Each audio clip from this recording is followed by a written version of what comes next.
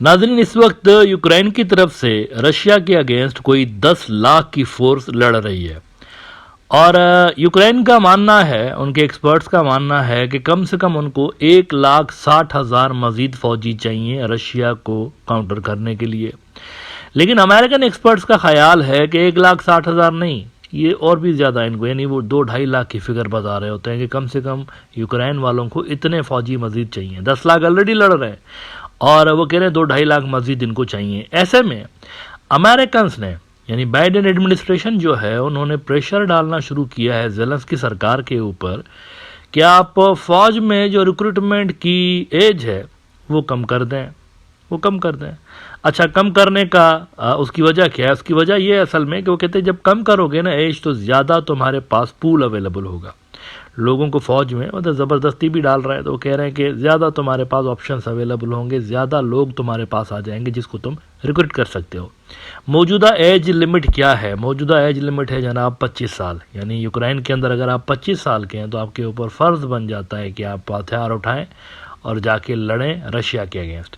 लेकिन अब अमेरिका इनको कह रहा है कि नहीं, 25 इज़ टू मच, आप एक काम करिए 25 से कम करके 18 साल कर दीजिए। कोई बंदा अगर जैसे ही 18 साल की उम्र तक पहुंचता है, यानी लड़कपन से अभी जैसे ही क्रॉस करता है, तो फिर वो फौरी तौर पर अहल हो जाएगा फौज के अंदर जाने के लिए ना। यूक्रेन थोड़ा सा रिलेक्चुएंट है, तो इस बात मानने पे थोड़ा सा रिलेक्चुएंट है। वो समझते हैं कि हो सकता है कि इससे डोमेस्टिकली क्रिटिसिज्म हमारे ऊपर आए, लेकिन अमेरिका इज़ अमेरिका, पैसे भी वो दे रहे हैं, सब कुछ वो दे रहे हैं, तो डिक्टेट भी वही कर रहे हैं, इंटरनल पॉलिसीज़ भी वही डिक्टेट कर रहे हैं। तो बाइडेन एडमिनिस्ट्रेशन ने इस हवाले से प्रेशर बढ़ा दिया हुआ है। एसोसिएटेड प्रेस ने इस बड़ी डेवलपमेंट पे रिपोर्ट किया है कि White House pressing Ukraine to draft 18-year-olds so they have enough troops to battle Russia. और इसमें वो कहते हैं मजीद कि president Joe Biden's administration is urging Ukraine to quickly increase the size of its military by drafting more troops and revamping its mobilization laws to allow for the conscription of troops as young as 18. A senior Biden administration official who spoke on the condition of anonymity to discuss the private consultation said Wednesday that the outgoing Democratic administration wants Ukraine to lower the mobilization age to 18 from the current age of 25 to help expand the pool of fighting age men available to help a badly outnumbered Ukraine in its nearly 3-year-old war with Russia. 2-3 चीज़ें इसमें बड़ी important हैं। Number 1, वो कह रहे हैं कि out going democratic administration, यानी कि जो पॉलिसीज़ बता रही है इनको कि ये पॉलिसी अडॉप्ट करो, वो सरकार बता रही है जिसके जाने में भी 2-3 महीने हैं। अब उसके बाद जो अगली सरकार आनी है ट्रंप की, उसकी क्या पॉलिसी होगी ये भी यूक्रेन को सोचना पड़ेगा। ऐसा ना हो कि वो ये सब कुछ कर दें और आगे से शट अप कॉल आ जाए, ट्रंप आते साथ ही कहे कि ओए ये क्या कर रहे हो, इसको रिवर्स करो। तो एक तो इसमें बड़ा मसला ये है। दूसरा बड़ा मसला क्या है? दूसरा बड़ा मसला इसमें यह है कि आउट नंबर्ड, वो बोल रहे हैं कि इनकी जो फौज है they are badly outnumbered. और जो मैंने प्रोग्राम के शुरू में आपको बात बताई कि इधर से कह रहे हैं यूक्रेन वाले कि 1,60,000 फौजी चाहिए, अमेरिकन कह रहे हैं नहीं, तुम्हें ना 2-2.5 लाख से भी ज़्यादा फौजी चाहिए। 1,60,000 तो फिर भी कम होगा, 10 लाख ऑलरेडी है, 2-2.5 लाख मजीद चाहिए। तो यहाँ पर ये 2 फैक्टर्स बड़े इंपॉर्टेंट है। नाउ ट्रंप की जो हमने बात डिस्कस की, ट्रंप का जो पहलू डिस्कस किया, ट्रंप ओपनली कह चुका है कि आते साथ ही जंग खत्म कराऊंगा यूक्रेन की। अब इसमें एक बड़ा क्लेम सामने आया और ये क्लेम किया है जनाब फॉरेन मिनिस्टर जो है यूक्रेन का, फॉर्मर फॉरेन मिनिस्टर, इनका नाम है जनाब कुलीबा साहब। कुलीबा ने कहा है कि ट्रंप ये जंग ख़त्म नहीं करा सकता। बड़ा उसने क्लेम किया, उसने कहा कि नहीं करा सकता।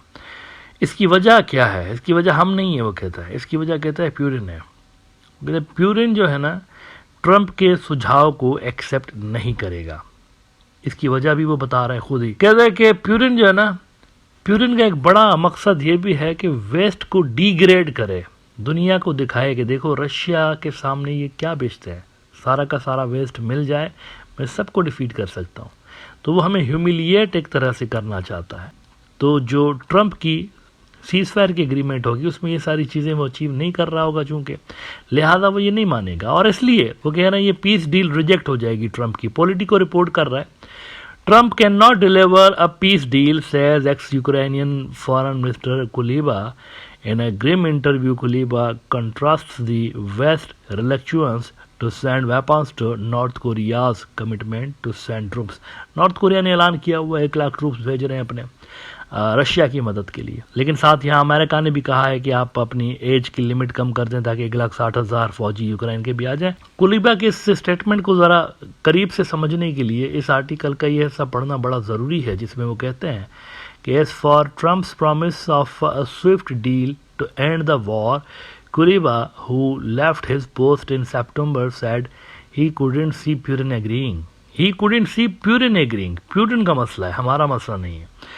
Putin still believes he can snuff out Ukrainian statehood and crush Ukraine as an independent democracy, and he thinks he is one step away from exposing the West as weak. Ukraine is a personal obsession for Putin, but crushing Ukraine is also a means to accomplish his grand goal, to show to the world how the West is incapable of defending itself or what it stands for. अब किस हद तक इनकी बात में वजन है मेरा नहीं ख्याल, आई थिंक ये ऐसा ही है, it's just beating about the Bush. मेरे ख्याल से प्यूरिन जो है अगर अच्छी डील होगी तो एक्सेप्ट कर लेगा।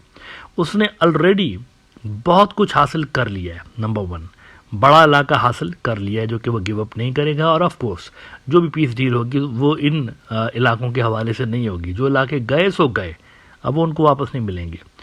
दूसरा ये कि वो ऑलरेडी काफ़ी ज़्यादा ह्यूमिलिएट कर चुका है वेस्ट वालों को भी और इनको भी, अमेरिकन को भी काफ़ी ज़्यादा कर चुका है। देखें ना भाई, इतने अरसे से जंग चल रही है, मेरे ख्याल से 3 साल होने वाले हैं, इतना ज़्यादा पैसा बहाया गया है, ये सारे मिले हुए थे ना, लेकिन एडवांसमेंट्स तो रशिया की होती चली गई।